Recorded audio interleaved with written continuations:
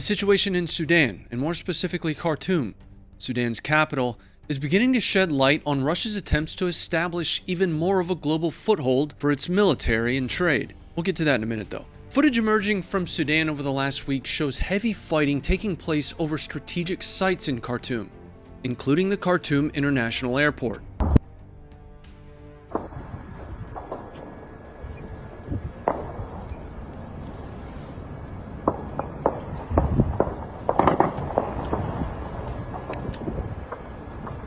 Each side essentially claims that they weren't the aggressor, although reports overwhelmingly state that the RSF, we'll get to them in a second as well, initiated this violence.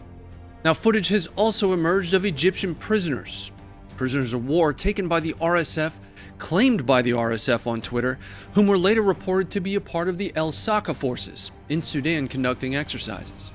This conflict, or at least this iteration of violence in a much larger overall conflict, effectively boils down to, at face value, a power struggle and a rift between two men, General Abdel Fattah al-Burhan of the Sudanese military and General Mohammed Hamdan Dagalo, who goes by Hamedi, of the Rapid Support Forces. See, these two factions had essentially formulated and executed a coup in 2021 alongside each other, which would ultimately end in the dissolution of the Sudanese government, a civilian Sudanese government.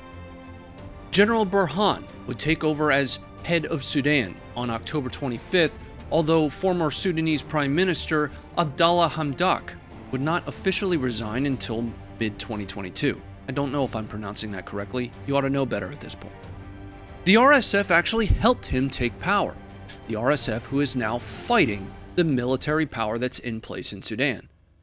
See, the RSF stems from a rebel group known as the Janjaweed militias, whom controlled large swaths of land in Darfur. Darfur is a remote region of Sudan's west, and this is an area where the Sudanese military lacked the mobility to engage effectively, ultimately lending to the rise of the RSF when they were tasked by the Sudanese government to fight the anti-insurgency forces during the war in Darfur. It's also known as the Land Cruiser War. These days, the RSF is effectively a paramilitary organization with strength numbers reported as high as 100,000. And they also have some interesting ties to Russian Wagner PMC group in gold mining, security operations. The RSF is also an international organization, having sent fighters to Yemen on Saudi Arabia's behalf and Libya on behalf of the UAE. Dagalo of the RSF, or Hamedi, is an interesting guy himself, having even contracted Canadian and British public relations firms to aid in his international reputation and standing. Now, this must be especially important for him given his involvement in the 2004 Adwa massacre and rapes in South Darfur, amongst a litany of other atrocities conducted every day by just about every rebel faction and in some cases government junta that's in power in the region. By 2019, Hamedi was one of the richest people in Sudan. The missing piece here, though, the part that happens behind the scenes, are the Sudanese ties to Wagner and Sudan's minerals. PMC Wagner has had a historical, virtual, and physical presence in Sudan related to Sudanese gold mines. See, Sudan is the world's third largest exporter of gold, and I don't think I need to explain what benefit that provides to Russia overall, especially given the situation in Ukraine, Russia's invasion of Ukraine. Yevgeny Prigozhin, PMC Wagner's head, has stated specifically that over the last 2 years, Wagner has not had a physical presence in Sudan. But it goes further than that. They don't need to.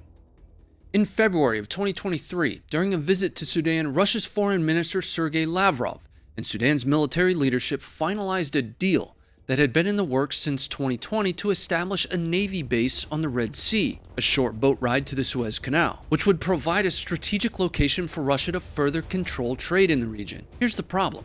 Sudan's government doesn't have a civilian-led parliament, since even prior to the aforementioned coup, which is necessary to ratify the agreement for the base. The deal would allow Russia to establish a naval base with up to 300 Russian troops and 4 warships, which includes nuclear warships, at Port Sudan. Port Sudan is the country's main seaport, the source of 90% of the country's international trade.